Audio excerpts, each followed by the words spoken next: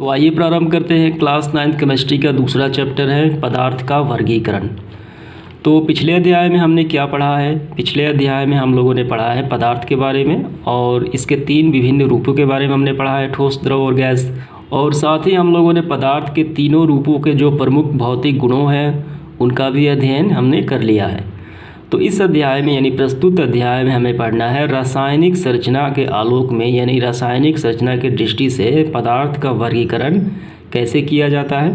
ठीक है, और इसके बाद इसके अंतर्गत हम लोग पदार्थ के होने वाले परिवर्तन का भी अध्ययन करेंगे। पदार्थ में कौन कौन से परिवर्तन होते हैं उसको भी अध्ययन करना है। तो चलिए प्रारंभ करते हैं।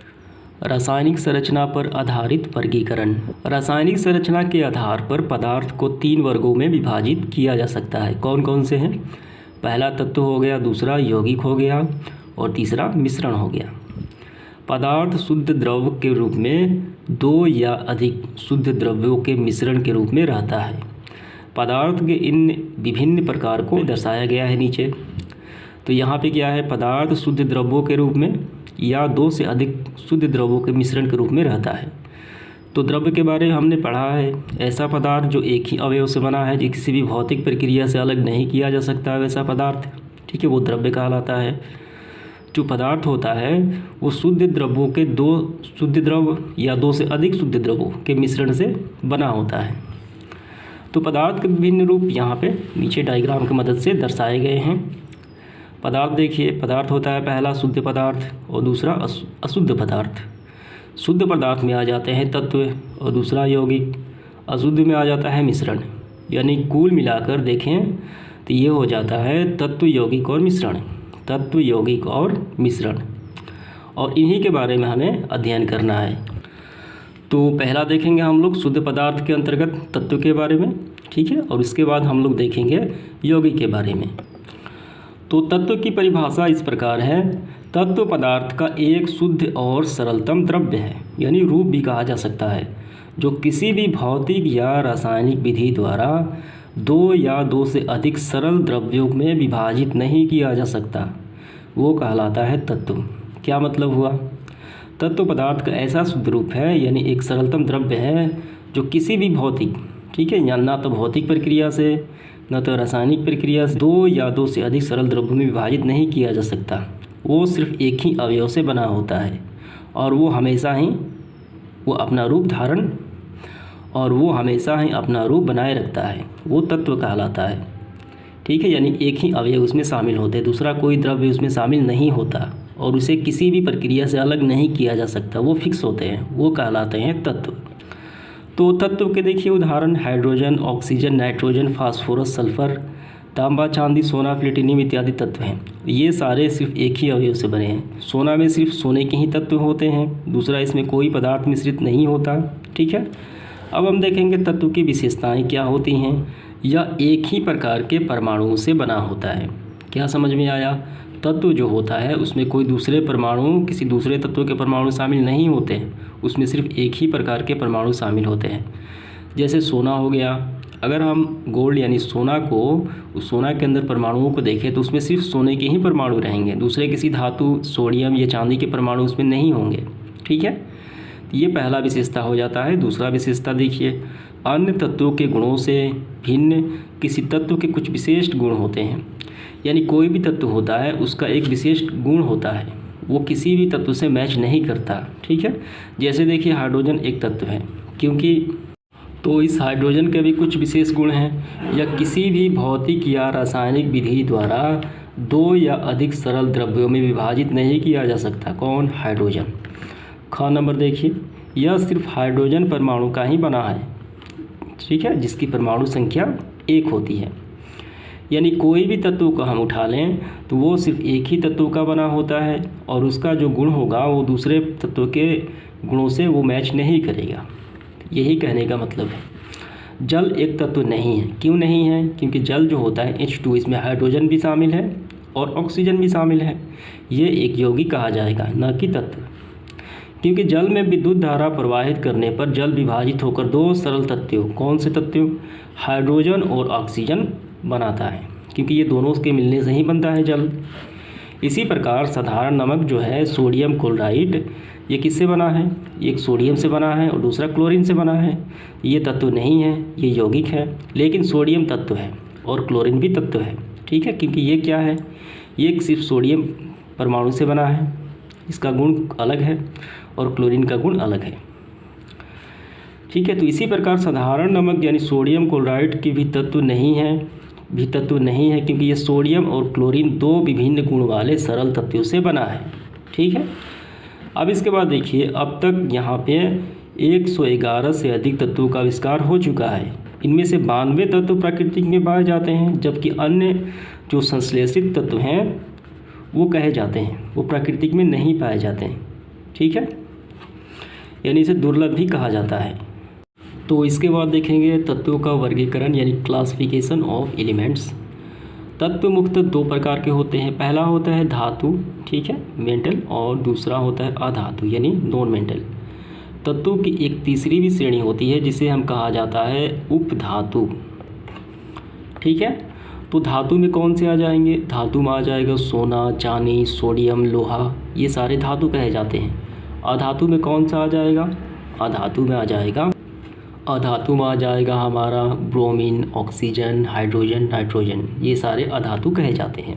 और इसके बाद देखिए तीसरा, उपधातु में कौन सा आ जाएगा? उपधातु में आ जाएगा सिलिकॉन, आर्सेनिक, ये ठीक है, सिलिकॉन का प्रयोग होता है सौर सेल बनाने में, ये सारे उपधातु कहे जाते हैं। इसके बाद देखिए, और इस उपधातु के जो गुण होते हैं धातु और अधातुओं के मध्य में होते हैं। और देखेंगे इसके बाद हम लोग धातुओं के गुण कौन कौन से होते हैं। इनमें एक विशेष प्रकार की चमक होती है जिसे धातुई चमक कहते हैं, ठीक है, धातुओं में एक विशेष प्रकार की चमक पाई जाती है। दूसरा, ये ऊष्मा और विद्युत के क्या होते हैं? सुचालक होते हैं धातु सारे, ऊष्मा के भी और विद्युत धारा के भी, यानी गर्म और ठंडा किए जाने पे ये इसका क्या करते हैं? रिएक्ट करते हैं, ऊष्मा के सुचालक होते हैं और इसमें विद्युत धारा भी प्रवाहित होती है। तीसरा देखिए, ठोस जो होता है, ठोस अवस्था में ये आघात वर्धनीय और तन्य होते हैं। इसे पीट कर पतला चादर और खींचकर काफ़ी लंबा तार भी बनाया जा सकता है। ये आघात वर्धनीय यानी आघात को झेलने वाले, और तन्य यानी तानने पर ये पतले लंबे खींचे जा सकते हैं धातु, इनके गुण होते हैं। चौथा देखिए, अधिकांश धातुएं कमरे के ताप पर ठोस होती है। कमरे के ताप यानी सामान्य ताप पर क्या होती हैं? ठोस अवस्था में पाई जाती है। लेकिन पारा एक अपवाद यानी नियम के खिलाफ है, जो कमरे के ताप पर द्रव रूप में पाया जाता है। लेकिन ये क्या है? पारा धातु ही है। और यहाँ पे कुछ धातुओं के उदाहरण है, सोडियम, पोटेशियम, जस्ता, तांबा, सोना, चांदी, लोहा, एल्युमिनियम आदि धातुओं के उदाहरण हैं। ये सारे विद्युत के सुचालक भी होते हैं। ये सारे क्या हैं? जो ये सारे गुण हैं इन सभी पे फॉलो करते हैं, ठीक है। ये सारे धातु यहाँ पे दिए गए हैं। और इसके बाद हम देखेंगे अधातुओं के गुण, ठीक है। अधातु मैंने बताया, हाइड्रोजन, ऑक्सीजन, ये सारे अधातु कहे जाते हैं। इनके गुण क्या होते हैं? इनमें प्रायः कोई विशेष चमक नहीं होती। आयोडीन एक अपवाद है, ठीक है, जो चमकीला होता है। अपवाद नियम के खिलाफ है, ये चमकीला होता है। प्रश्न भी पूछा जाता है कौन सा धातु है जो चमकीला होता है? वो हो जाता है आयोडीन। और यहाँ पर भी प्रश्न पूछ देगा कि कौन सा जो धातु है जो क्या है? द्रव अवस्था में पाया जाता है कमरे के ताप पे, वो होगा पारा। देखिए दूसरा अधातुओं के गुण, ये ऊष्मा और विद्युत के क्या होते हैं? सुचालक होती है, टेम्परेचर। और विद्युत की क्या होते हैं? कुचालक होते हैं। इसमें विद्युत धारा प्रवाहित नहीं होती और ना ही उसमें ऊष्मा भी प्रवाहित होती है, ठीक है। तीसरा देखिए, ये प्रायः गैस के रूप में पाई जाती है, किंतु कुछ अधातुएं जो ठोस रूप में पाई जाती हैं और मुलायम और भंगुर होती हैं। भंगुर का मतलब होता है ये ठोस पदार्थ के ऐसा गुण होते हैं जो थोड़े से भी चोट लगने पर ये टूट फूट जाते हैं, वो कहलाता है भंगुर, ठीक है। उनका खतरा रहता है टूट फूट जाने का, हल्का सा भी चोट उस पर मार दिया जाए तो। ब्रोमीन ही एक ऐसी अधातु है जो द्रव रूप में पाई जाती है, ठीक है, यानी तरल रूप में पाई जाती है ब्रोमीन, ये आपको ध्यान रखना है। हाइड्रोजन, ऑक्सीजन, नाइट्रोजन, गंधक यानी सल्फर, क्लोरीन, फास्फोरस आदि क्या है? अधातुओं के उदाहरण हैं। ये तो हो गई धातु अधातु। इसके बाद देखेंगे यौगिक। यौगिक वह शुद्ध पदार्थ है जो दो या अधिक तत्वों के भार के विचार से एक निश्चित अनुपात में रासायनिक संयोग के फलस्वरूप बनता है। क्या समझ में आया? यौगिक क्या है? यौगिक वह पदार्थ है जो दो तत्व या दो से अधिक तत्व के भार के विचार से एक निश्चित अनुपात में मिलाया जाए तो यौगिक का निर्माण होता है। और किसी भी यौगिक को रासायनिक क्रिया द्वारा विघटित करके जो उसमें तत्व शामिल है फिर पुनः उसे सरल तत्वों में प्राप्त किए जा सकते हैं। ठीक है। इसके बाद देखिए यौगिक के बनने में उसके अवयवी तत्वों के अपने गुण जो हो जाते हैं वो क्या होते हैं, गायब हो जाते हैं। जैसे देखिए लोहा चूर्ण और गंधक के चूर्ण को भार के विचार से 7:4 के अनुपात में मिश्रित कर गर्म करने पर काले भूरे रंग का क्या बनता है, फेरस सल्फाइड बनता है।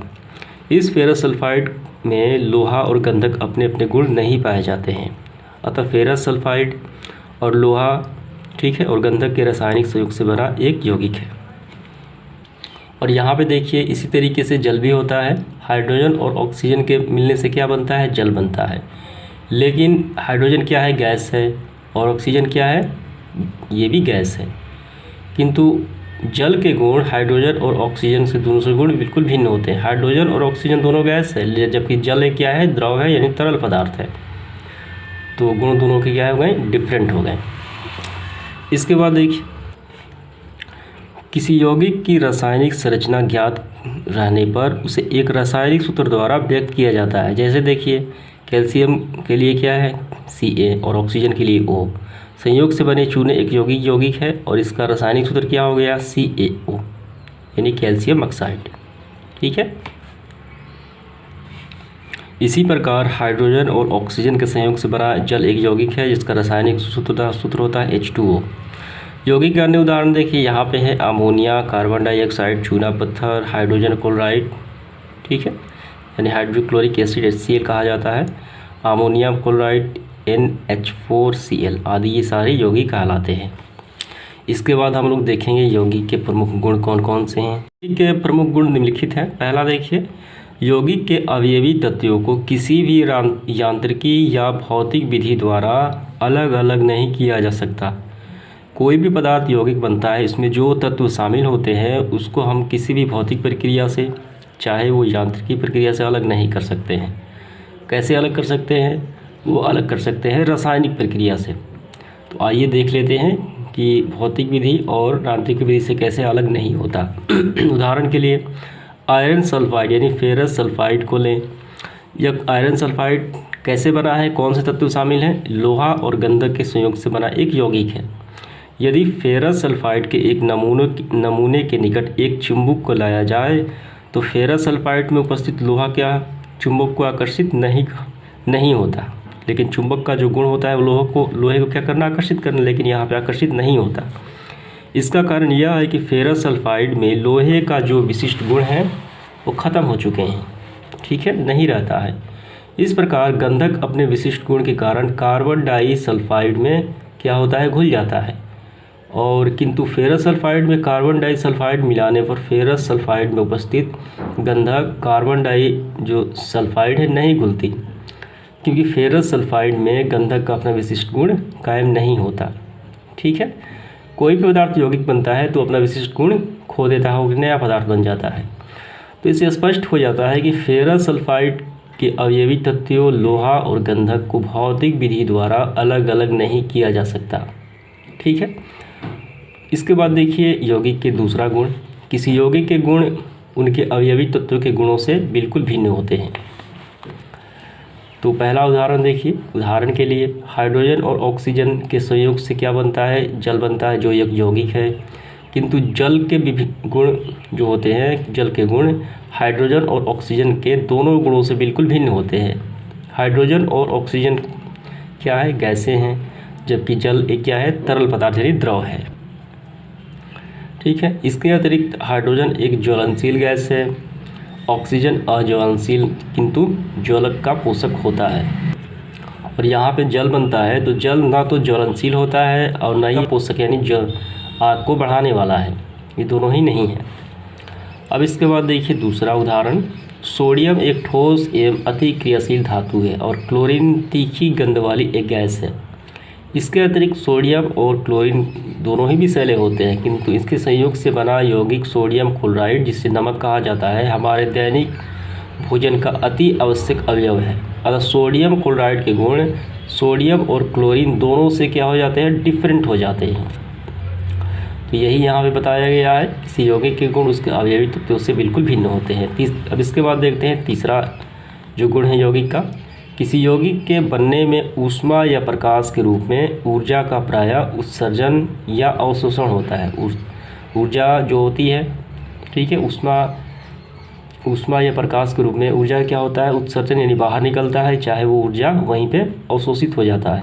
पहला उदाहरण देखिए यहाँ पे, हाइड्रोजन और ऑक्सीजन गैस को परस्पर मिश्रित कर देने पर उनके बीच तब तक क्रिया नहीं होती जब तक मिश्रण में विद्युत चिनगारी न उत्पन्न किया जाए, यानी उसमें ऊर्जा यानी ऊष्मा उसमें ना दी जाए। ठीक है, उपयुक्त मिश्रण को ऊर्जा की आपूर्ति होने पर दोनों परस्पर मिलकर क्या बनते हैं, जल बनते हैं, जो ये यौगिक है। तो जल के बनने में हाइड्रोजन और ऑक्सीजन के बीच यहाँ पे क्या दिया गया, ऊर्जा दिया गया, ठीक है, यानी विद्युत चिनगारी के रूप में, तभी जल प्राप्त होता है। दूसरा उदाहरण देखिए, लोहा और गंधक के मिश्रण को साधारण ताप पर ही रहने दिया जाए तो उनके बीच तब तक क्रिया नहीं होती जब तक इस मिश्रण को गर्म न किया जाए, यानी उसमें ऊर्जा न दी जाए। गर्म करने पर लोहा और गंधक तीव्रता से क्रिया करके क्या बनाता है, फेरस सल्फाइड बनता है, और इससे ये प्रमाणित हो जाता है किसी यौगिक के बनने में ऊष्मा या प्रकाश के रूप में ऊर्जा क्या होता है, अवशोषण होता है, यानी ऊर्जा उसमें लगती है। ठीक है, इसके बाद देखिए चौथा, यौगिक के गुण क्या होते हैं। यौगिक में उनके अवयवी जो तत्व होते हैं भार के विचार से एक निश्चित अनुपात में होते हैं। तो यहाँ पे दिए गए उदाहरण से हम समझ सकते हैं। देखिए पहला उदाहरण, जल में चाहे किसी भी स्रोत से प्राप्त किए जाएं, हाइड्रोजन और ऑक्सीजन का भार के विचार से अनुपात कितना होता है, 1:8 ही रहता है, चाहे वो जल कहीं से लिया जाए। अर्थात जल में हाइड्रोजन और ऑक्सीजन भार का जो भारों का अनुपात क्या है, स्थिर रहता है। दूसरा उदाहरण देखिए, कार्बन और ऑक्सीजन के संयोग से बने यौगिक कार्बन डाइऑक्साइड भार के विचार से कार्बन और ऑक्सीजन का अनुपात कितना होता है, 3:8 ही रहता है। ठीक है, पांचवा गुण देखते हैं यौगिक का। यौगिक के द्रवणांक और क्वथनांक निश्चित होते हैं। ये द्रवणांक और क्वथनांक क्या होता है, तो पहला अध्याय में हमने इसको बेहतर तरीके से समझा है। द्रवणांक मतलब ऐसा ताप कोई ठोस पदार्थ तरल यानी गल जाए, द्रवणांक कहे चाहे गलनांक कहे, ऐसा ताप कोई ठोस पदार्थ पिघल जाए वो द्रवणांक कहलाता है उस पदार्थ का। क्वथनांक का मतलब क्या होता है, कोई तरल पदार्थ द्रव पदार्थ जिस ताप पर उबलने लगे वो उसका कहलाता है क्वथनांक। उदाहरण के लिए देखिए, यौगिक के द्रवणांक और क्वथनांक निश्चित होता है, वो फिक्स होते हैं। उदाहरण के लिए बर्फ़, ठीक है, हमेशा 0 डिग्री सेल्सियस पर पिघलता है और जल हमेशा 100 डिग्री सेल्सियस पर उबलने लगता है। यहाँ पे यौगिक कौन सा है, यहाँ पे यौगिक है जल। ठीक है, उस यौगिक का ये ठोस रूप है और जल का तरल रूप क्या होता है, वो जल ही होता है। तो 0 डिग्री सेल्सियस पर ठोस अवस्था यानी उसका पिघलना भी हो जाता है और उबलना कितने पे, 100 डिग्री सेल्सियस। छठा गुण देखिए, यौगिक एक समांग पदार्थ है, अर्थात यौगिक के जो संगठन होते हैं, जो उसमें तत्व शामिल होते हैं, गुण और सर्वदा एक समान होते हैं। समांगी मिश्रण ऐसा मिश्रण जिसमें जो अवयवी तत्व घुले हैं वो अच्छी तरीके से घुले हों, चाहे वो ऊपर से निकाले चाहे अंदर से निकालें, उनकी मात्रा एकदम समान हो, समांगी कहलाता है। उदाहरण के लिए लोहा और गंधक के सहयोग से बने यौगिक फेरस सल्फाइड के चूर्ण को एक माइक्रोस्कोप से देखा जाए तो लोहा और गंधक के कण अलग अलग नहीं दिखाई पड़ते, इसका मतलब वे समांगी पदार्थ कहलाते हैं। ठीक, ऐसे मिल गए हैं वो अलग अलग दिखाई नहीं पड़ते हैं। रासायनिक यौगिक देखिए, चूँकि तत्वों के रासायनिक संयोग के फलस्वरूप यौगिक बनते हैं, इसलिए क्या कहा जाता है, रासायनिक यौगिक भी कहा जाता है यौगिकों को। इसके बाद हम लोग यहाँ पे देखेंगे तत्व और यौगिक में गुणों में अंतर यानी विभिन्नताएं क्या हैं, आप इसे अंतर भी कह सकते हैं। तत्व वह पदार्थ है जिसे 2 या अधिक विभिन्न पदार्थों के विभाजित नहीं किया जा सकता है। तत्व वह पदार्थ है जिसे 2 या अधिक विभिन्न पदार्थों में विभाजित नहीं किया जा सकता है। जबकि यौगिक पदार्थ देखिए, यौगिक 2 रासायनिक विधियों द्वारा, जबकि यौगिक को रासायनिक विधियों द्वारा 2 या अधिक विभिन्न गुण वाले पदार्थों में विभक्त किया जा सकता है। तत्व एक ही प्रकार के परमाणुओं का बना होता है, यौगिक विभिन्न प्रकार के परमाणुओं का बना होता है। ठीक है, तत्व सिर्फ एक ही पदार्थ का बना होता है, यौगिक दो या दो से अधिक विभिन्न पदार्थों का बना होता है। तो इन सब में अगर हम जल का उदाहरण लें तो ये स्पष्ट हो जाता है। तो इन सब में हम जल का उदाहरण ले, क्या हो जाता है, ये स्पष्ट हो जाता है। इसके बाद देखिए चौथा, तत्व के भौतिक और रासायनिक गुण यौगिक से क्या होते हैं, भिन्न होते हैं। यौगिक के भौतिक और रासायनिक गुण तत्व से क्या होते हैं, भिन्न होते हैं। जो पदार्थ बना, जैसे जल का हमने लिया, हाइड्रोजन और ऑक्सीजन से मिलकर बना है जल, लेकिन जल का गुण दोनों से डिफरेंट हो जाता है, एक नया पदार्थ बन जाता है। तत्व का सूक्ष्मतम कण परमाणु कहलाता है, यौगिक का सूक्ष्मतम कण क्या कहलाता है, अणु कहलाता है। ये हो गई दोनों में विभिन्नताएं यानी अंतर। ठीक है, इसके बाद हमारा अगला बिंदु है मिश्रण। मिश्रण क्या होता है, मिश्रण वह पदार्थ है जो दो या अधिक यानी दो या दो से अधिक तत्वों या यौगिकों को किसी भी अनुपात में परस्पर मिला देने से बनता है और इनके अवयवों को सरल यांत्रिक विधियों द्वारा पृथक किया जा सकता है काफ़ी आसानी के साथ। क्या समझ में आया आपको? मिश्रण में दो तत्व हो सकते हैं या दो से अधिक तत्व भी हो सकते हैं, यौगिक भी हो सकते हैं। ठीक है, तो इनका अनुपात कोई निश्चित नहीं होना चाहिए, ये किसी भी अनुपात में ऐसे ही यूँ ही मिला देने से मिश्रण का निर्माण हो जाता है। और एक बात आपको यहाँ पे ध्यान देनी है, इनके जो अवयव होते हैं यानी जो पदार्थ इसमें मिले होते हैं उन्हें सरल यांत्रिक विधियों द्वारा आसानी से पृथक किया जा सकता है। ये क्या होता है सरल यांत्रिक विधि, आइए इसको समझते हैं। तो यहाँ पे देखिए, यहाँ पे चावल में छोटे छोटे कंकड़ों का क्या है, मिश्रण है और इस मिश्रण को हाथ से चुनकर इसे अलग किया जा रहा है। ये कौन सी विधि हो गई, ये विधि हो गई सरल यांत्रिकी विधि। और भी कई प्रकार की विधियाँ होती हैं, जैसे छानना हो गया, जैसे बालू में से देखिए बड़े बड़े कंकड़ों को अलग किया जाता है, और घर में जैसे आटे को चाला जाता है, ठीक है, जैसे चाय पत्ती ये वगैरह सब छाना जाता है, वो सारी विधियाँ कही जाएंगी सरल यांत्रिकी विधि। ठीक है, यानी कहने का मतलब मिश्रण में जो अवयव होते हैं उन्हें काफ़ी आसानी से हम लोग उनके अवयवों को अलग कर सकते हैं, यानी सरल यांत्रिकी विधि के द्वारा। तो यहाँ पे देखिए मिश्रण के उदाहरण, पहला वायु। वायु क्या है, वायु नाइट्रोजन, ऑक्सीजन, कार्बन डाइऑक्साइड, जल वाष्प आदि का क्या है, मिश्रण है। और इसमें अल्प मात्रा में कुछ अन्य पदार्थ भी उपस्थित होते हैं, जैसे धूलकण हो गया। ठीक है, तो सीधे सीधे आपको समझना है कि वायु क्या है, मिश्रण है। और देखिए दूसरा क्या है, गन पाउडर यानी बारूद, या सोरा यानी पोटेशियम नाइट्रेट, इसे सोरा कहा जाता है या बारूद कहें। ठीक है, यह सोरा और गंधक और कोयले का मिश्रण होता है। तो बारूद का निर्माण तीन चीज़ों से होता है, पहला होता है सोरा जिसमें पोटेशियम नाइट्रेट होता है, गंधक और कोयले का मिश्रण बारूद कहलाता है, ये भी मिश्रण के उदाहरण हो गया। तीसरा देखिए इस्पात, स्टील कहा जाता है, तो ये तैयार किया जाता है, इसमें लोहा होता है, कार्बन और अल्प मात्रा में निकेल, क्रोमियम, ठीक है, क्रोमियम, मैग्नीज और वेलेडियम का एक मिश्रण है, ये इस्पाती मिश्रण कहलाता है। अतः हम देखते हैं कि मिश्रण शुद्ध पदार्थ नहीं है, ये दो या अधिक शुद्ध पदार्थों यानी तत्व या यौगिक कोई भी हो सकता है को परस्पर मिलाकर बनाए जाते हैं। उपस्थित शुद्ध पदार्थ उनके क्या कहलाते हैं, अवयव कहलाते हैं। ठीक है, यहाँ पे देखिए कंपोनेंट्स या कॉन्स्टिट्यूट्स। अब इसके बाद हम लोग समझेंगे मिश्रण के गुण, मिश्रण के क्या गुण होते हैं। तो इसके बाद हम लोग समझेंगे मिश्रण के गुण। पहला देखिए, मिश्रण समांग या विसमांग हो सकता है। समांग मिश्रण का जो संगठन संपूर्ण मिश्रण में एक रूप रहता है, इनके अवयवों के बीच कोई सुस्पष्ट विभाजन सीमाएं नहीं होती, तो वो कहलाता है समांग मिश्रण। तो यहाँ पे आपको समझना है, काफ़ी आसान है इसे समझना। देखिए ये हो गया चीनी और जल, चीनी और जल का मिश्रण कहलाता है समांग मिश्रण। तो इसमें होता क्या है कि चीनी और जल जो इनके अवयव होते हैं चारों तरफ एक रूपता होती है, चाहे आप जल को ऊपर से चखें चाहे नीचे से चखें, उसका मिठास चारों तरफ एक समान होता है। ठीक है, यानी चीनी जो है पूरी तरीके से इसमें घुल मिल जाता है, संपूर्ण मिश्रण में एक रूप रहता है। और इनके अवयव को यानी चीनी को और पानी को हम नहीं देख सकते, यानी यहाँ से आपको दिखाई नहीं पड़ेगा कि यहाँ से चीनी है और यहाँ से पानी है, ये काफ़ी अच्छे से घुल मिल जाते हैं और नंगी आंखों से भी इनके कण दिखाई नहीं पड़ते। ठीक है, तो ऐसा जो मिश्रण कहलाता है वो कहलाता है समांग मिश्रण। चीनी के स्थान पे नमक भी हो सकता है, नमक और जल का मिश्रण।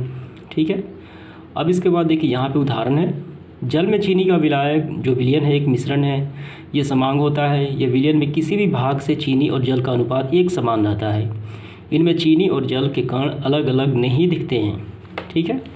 और इसके बाद देखिए समांग मिश्रण के एक और उदाहरण हो सकते हैं। मिश्रणीय द्रवों का भी मिश्रण भी समांग होता है। वे द्रव जो एक दूसरे के पूर्णतः मिश्रित हो जाते हैं मिश्रणीय द्रव कहलाते हैं। उदाहरण के लिए जब एल्कोहल को जल में मिलाया जाता है तो एक समांग मिश्रण बन जाता है, यानी वो पूरी तरीके से घुल मिल जाता है, वो दिखाई नहीं पड़ता। तीसरा देखिए, वायु, नाइट्रोजन, ऑक्सीजन, कार्बन डाइऑक्साइड आदि का क्या है, समांग मिश्रण है, यानी पूरी तरीके से उसमें घुल मिल गई है, ठीक है।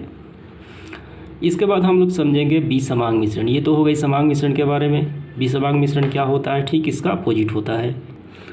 तो विसमांग मिश्रण जो होता है, विसमांग मिश्रण का जो संगठन होते हैं, जो उनमें अवयव होते हैं, संपूर्ण मिश्रण के अंतर्गत एक रूप नहीं होते हैं।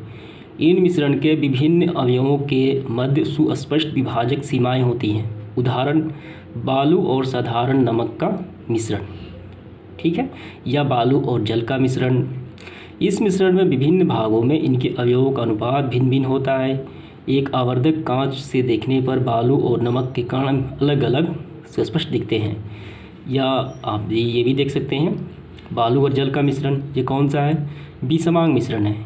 इसमें जल में बालू नहीं घुलता, ऊपर जल है और नीचे बालू है यहाँ पे। और भी बहुत सारे उदाहरण हो सकते हैं। जल में अगर कंकड़ पत्थर डाल दिए जाए वो भी हो जाएगा विसमांग।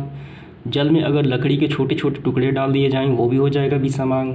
यानी कहने का मतलब ऐसा कोई चीज़ जो पूरी तरीके से ना उसमें घुल मिल जाए, नहीं घुले, वो होता है विसमांग, ठीक है। और इसके बाद देखिए तीसरा है, दो अमिश्रणीय द्रवों का जो मिश्रण होता है वो भी विसमांग होता है। उदाहरण के लिए जब तेल और जल में परस्पर हम मिलाते हैं तेल और जल को, तब वे एक दूसरे के ऊपर सुस्पष्ट स्तर से अलग अलग हो जाते हैं, क्योंकि तेल और जल आपस में क्या है, अमिश्रणीय है, यानी वो आपस में नहीं मिल सकते हैं। देखिए नीचे जल है और ऊपर यहाँ पे तेल है, ठीक है, ये भी हो गया विसमांग मिश्रण। अब इसके बाद देखिए मिश्रण का दूसरा गुण। तो दूसरे गुण में देखिए मिश्रण के अवयवों को छानना, वाष्पन, अर्धपातन और चुंबकीय पृथक्करण आदि भौतिक विधियों द्वारा अलग अलग किया जा सकता है काफ़ी आसानी से इसको। तो उदाहरण के लिए देखिए, लोहे के चूर्ण और गंधक के चूर्ण के मिश्रण के निकट एक चुंबक लाने पर क्या होगा, लोहे के चूर्ण चुंबक की ओर आकर्षित होकर हट जाते हैं और इस मिश्रण में से अलग हो जाते हैं, और शेष क्या बच जाता है, गंधक का चूर्ण वहीं पे बच जाता है, और इस तरीके से इनके अवयव अलग हो जाते हैं। गंधक के कण जो होते हैं चुंबक की ओर आकर्षित नहीं होते हैं। उपयुक्त मिश्रण में कार्बन डाइसल्फाइड डालने पर गंधक इसमें घुल जाती है, यह इसका गुण होता है गंधक का, किंतु लोहे के कण इसका कोई प्रभाव नहीं पड़ता। तो प्राप्त द्रव को छानने पर लोहे जो अवशेष होता है वो आसानी से प्राप्त हो जाते हैं, ठीक है। इसके बाद देखिए तीसरा, और इसमें सवाल भी पूछे जाते हैं कि लोहे के चूर्ण और गंधक के चूर्ण के मिश्रण को आप कैसे अलग करेंगे, कैसे पृथक करेंगे। तो आप चाहे ये भी लिख सकते हैं, चाहे आप ये भी लिख सकते हैं। इसके बाद देखिए तीसरा, मिश्रण को बनने में प्रायः ऊर्जा न तो उत्सर्जन होता है और न ही अवशोषण होता है। तो ये काफ़ी आसान है समझना। चीनी और बालू को एक साथ मिला लेने पर वो क्या बनता है, वो बनता है मिश्रण। तो इसमें ना तो कोई ऊर्जा परिवर्तन होता है और ना ही ऊर्जा का उत्सर्जन अवशोषण कुछ भी नहीं होता, अर्थात ऊर्जा न तो उत्सर्जन होता है और ना ही अवशोषण होता है। चौथा गुण देखिए, मिश्रण का जो संगठन होता है निश्चित नहीं होते। जो उसमें मिलाए जाते हैं ये कोई ज़रूरी नहीं होता कि वो निश्चित ही होते हैं, वो निश्चित नहीं होते। मिश्रण के विभिन्न भागों में उसके अवयवों का अनुपात भिन्न भिन्न होता है। मिश्रण में इसके अवयव किसी भी अनुपात में उपस्थित रह सकते हैं। जैसे हम बालू में क्या मिला दें, जैसे बालू में हम नमक मिला दें, तो दोनों का अनुपात कोई ज़रूरी नहीं होता है, ठीक है। बालू अगर ज़्यादा हो, नमक उसमें कम हो, तो वो भी क्या कहलाता है, वो मिश्रण ही कहलाता है, इसमें अनुपात नहीं होता। चाहे चीनी बालू का मिश्रण, अन्य भी बहुत सारे हो सकते हैं। आइए इसका पांचवा गुण देखते हैं। पांचवा गुण में है मिश्रण के द्रवणांक, क्वथनांक आदि निश्चित नहीं होते हैं। जब उसमें अवयव ही फिक्स नहीं होते, उनका अनुपात ही फिक्स नहीं होता, किसी भी अनुपात में मिला देने पर कोई भी पदार्थ मिश्रण बन जाता है, तो उसका द्रवणांक और क्वथनांक वो निश्चित नहीं होता। ठीक है। 6 नंबर देखिए, मिश्रण के बनने में कोई रासायनिक अभिक्रिया नहीं होती।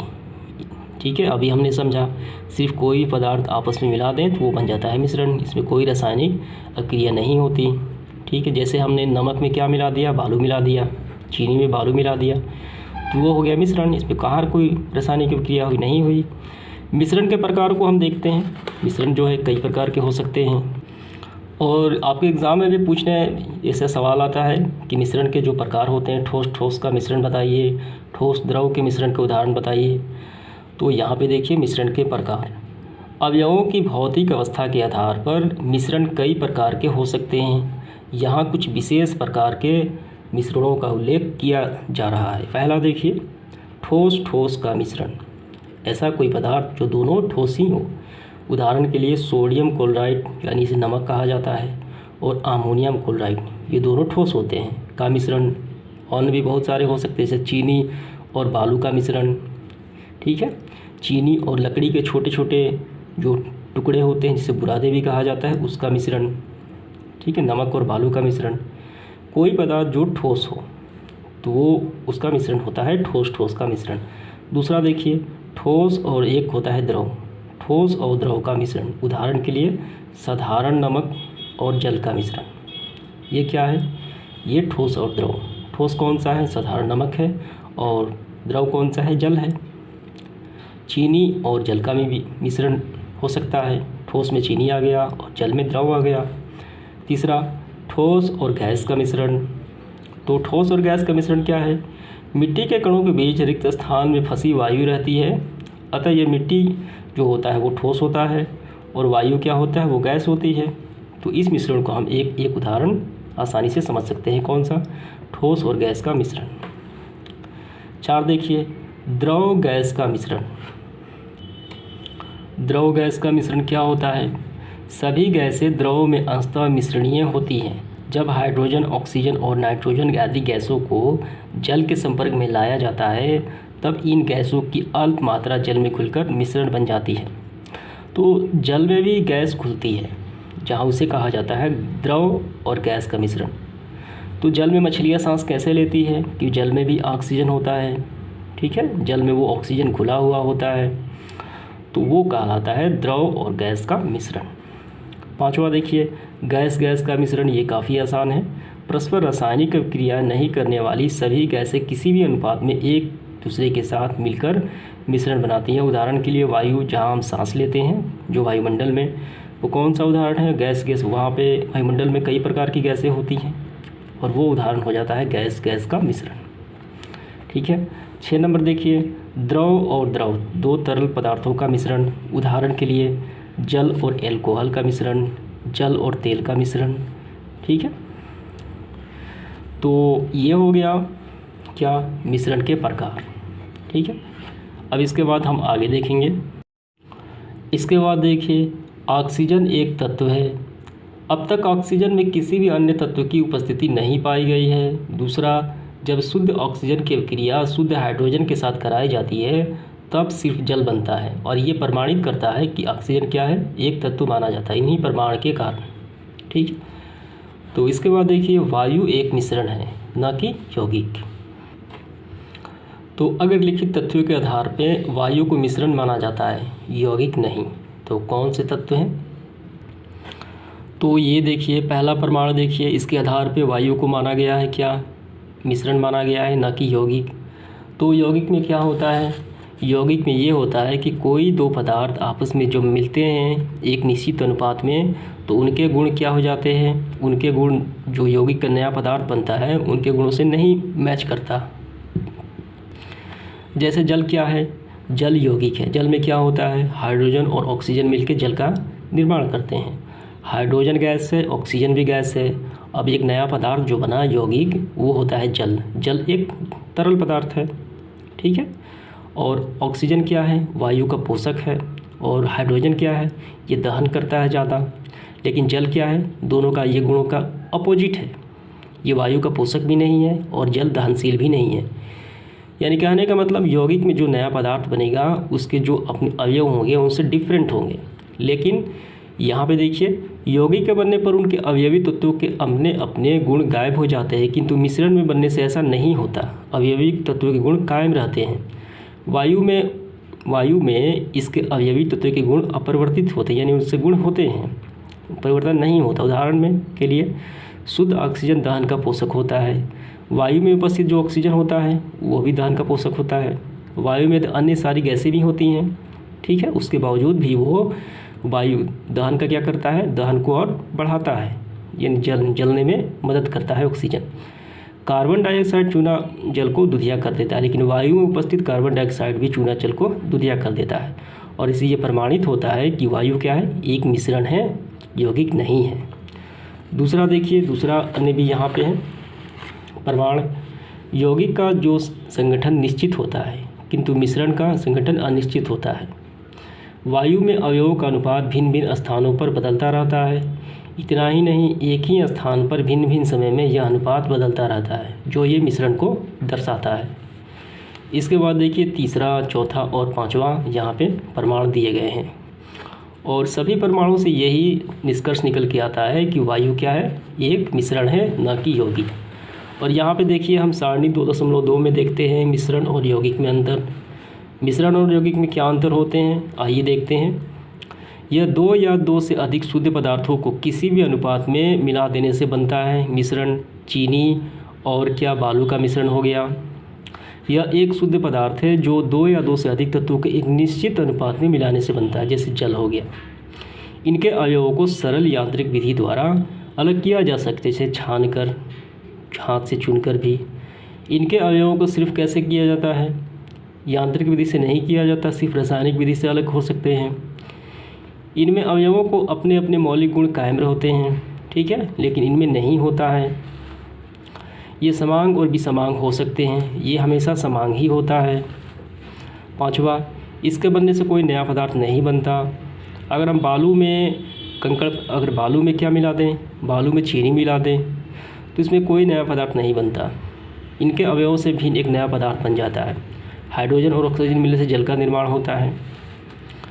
इसके बनने में ऊर्जा का परिवर्तन नहीं होता है। इसके बनने में ऊर्जा परिवर्तन क्या है, अवश्यभावी है, ठीक है, हो भी यहाँ पे इसके बनने में ऊर्जा का परिवर्तन क्या है, अवश्यभावी, यानी होता है। इसके द्रवणांक, क्वथनांक आदि गुण निश्चित नहीं होते हैं, लेकिन इसके क्या होते हैं, निश्चित होते हैं। यानी जैसे जल का क्वथनांक हो गया, जल का गलनांक हो गया। बर्फ़ कितने पे होता है, 0 डिग्री सेल्सियस पे गलता है, और जल 100 डिग्री सेल्सियस पर उबलता है। इनमें दो या अधिक प्रकार के अणु विद्यमान होते हैं। इनमें एक ही प्रकार के अणु विद्यमान होते हैं, क्योंकि ये मिश्रण होता है। मिश्रण का घनत्व अवयवी पदार्थों के घनत्व से औसतन होता है। यौगिक का घनत्व अवयवी पदार्थों के घनत्व से डिफरेंट होता है, भिन्न होता है। तो यहाँ पे हमने देखा मिश्रण और यौगिक में अंतर, ठीक है। तो इसके बाद देखिए, जल एक यौगिक है, मिश्रण नहीं। निम्नलिखित तथ्यों के आधार पे जल को एक यौगिक माना जाता है, मिश्रण नहीं। पहला देखिए कौन सा तथ्य है, जल के अवयव कौन से हैं, हाइड्रोजन और ऑक्सीजन को छानना, वाष्पन और भौतिक विधियों द्वारा अलग नहीं किया जा सकता। अगर मिश्रण होता तो आसानी से अलग कर सकते थे, लेकिन ये मिश्रण नहीं है, यौगिक है। और यौगिक को सिर्फ रासायनिक विधि द्वारा ही उसके अवयव को अलग किया जा सकता है।